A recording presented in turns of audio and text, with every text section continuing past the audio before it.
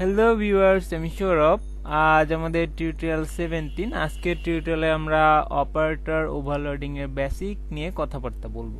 তো operator overloading আমরা আজ থেকে শুরু করে দেব। তো অপারেটর ওভারলোডিং এর বেসিক টা জানার জন্য আমরা প্রোগ্রামে কিছু দেখব। তো কি দেখব? আমরা এখানে দুটা ইন্টিজার টাইপের ভেরিয়েবল ডিক্লেয়ার করব। ইন্টিজার এ যার মান দিয়ে দেব 78, আরেকটা ডিক্লেয়ার করব ইন্টিজার বি যার মান দিয়ে দেব 60। তো আমরা আরেকটা ভেরিয়েবল সি ডিক্লেয়ার করব। সি এর মধ্যে এ আর বি মানটা রাখবো, আর আমরা সিটা প্রিন্ট করব। আমরা যখনই এই কাজটা করি তো আমাদের জন্য একটা আউটপুট শো করে। তো এক্ষেত্রে প্লাস অপারেটরটা কিরকম কাজ করে, দুটা ইন্টিজারের মানকে যোগ করে।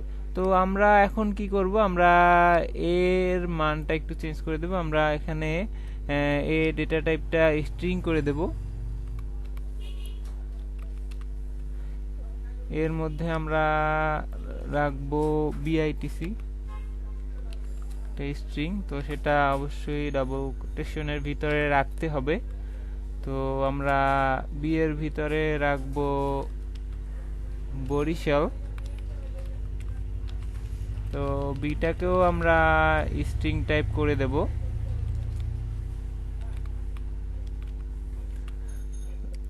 সিটাকেও আমরা স্ট্রিং টাইপ করে দেব এখান থেকে। তো আমরা এখন যদি সি এর মাধ্যমে এ আর বি যোগ করি আর সিটা মনিটরে প্রিন্ট করাই, তাহলে আমরা কি দেখব? বিআইটিসি বরিশাল। তো আমাদের যে এখানে যে প্লাস অপারেটরটা আসে, যখন আমরা দুটো ইন্টিজার ভেরিয়েবলের জন্য এই প্লাস অপারেটরটা ইউজ করি, তখন কিন্তু মানটা আমাদের একটা ইন্টিজার সংখ্যা শো করে। আমরা যখনই একটা স্ট্রিং ক্লাসের ভেরিয়েবলের জন্য এই প্লাস অপারেটরটা ইউজ করি, তখন আমাদের একটা স্ট্রিং মনিটরে শো করে। কিন্তু আমাদের এরকম শো করে কেন? আমরা তো এখানে প্লাস বলতে দুটো জিনিস প্লাস করে, তো এই প্লাস এখানে কাজ করে প্লাস অপারেটরের ওভারলোডিং। তো স্ট্রিং টাইপের জন্য এই প্লাস অপারেটরটা ডিফাইন করা থাকে। এটা দুটো স্ট্রিং ক্লাসের যে ভেরিয়েবল থাকবে তার যে মধ্যে যে ভ্যালুটা অ্যাসাইন করা থাকবে সেটা যোগ করবে। আর যদি ইন্টিজার টাইপের ভ্যারিয়েবলের জন্য এই প্লাস অপারেটরটা ডিফাইন করা থাকে যে এই দুইটা ইন্টিজার টাইপের ভ্যালুকে প্লাস করে একটা ইন্টিজার টাইপের ভ্যালু আমাদের মনিটরে শো করবে। তো এভাবেই অপারেটর ওভারলোডিং বলতে আমরা মূলত যা বুঝি, একটা অপারেটরের ইউজার যে একটা নতুন ডিফাইন করে দেয় অপারেটরের কাজ, সেটাই অপারেটর ওভারলোডিং। তো অপারেটর ওভারলোডিং এর মাধ্যমে আমরা এই প্লাস অপারেটরের একটা নতুন কাজ ডিফাইন করে দিতে পারবো, সেটাই অপারেটর ওভারলোডিং। এটা সি প্লাস প্লাসের জন্য একটা বড় অ্যাডভান্টেজ। আমরা অপারেটর ওভারলোডিং করার আগে আমরা অপারেটর ওভারলোডিং এর কিছু রুলস আছে, আমরা একটু সেটা দেখে নেব।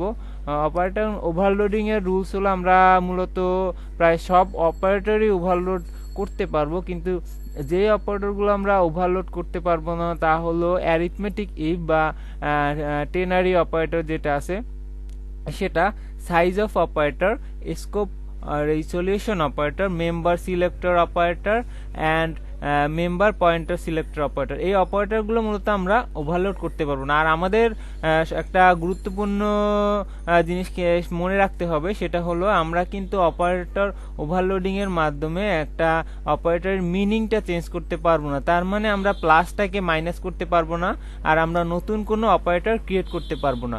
যেই অপারেটরগুলো আছে সেই অপারেটরগুলোকেই নতুনভাবে একটা ডেফিনেশন করে দিতে পারবো, ওর কাজটাকে আমরা নতুন করে একটা ডিফাইন করে দিতে পারবো। এটাই হলো অপারেটর ওভারলোডিং। অপারেটর ওভারলোডিং মূলত একটা ফাংশনের মাধ্যমে করা হয়। আমরা পরবর্তী লেকচার থেকে অপারেটর ওভারলোডিং শিখব। তো এই ছিল আজকের টিউটোরিয়াল। দেখা হবে পরের টিউটোরিয়ালে। Till then stay happy, programming এর সাথেই থাকুন।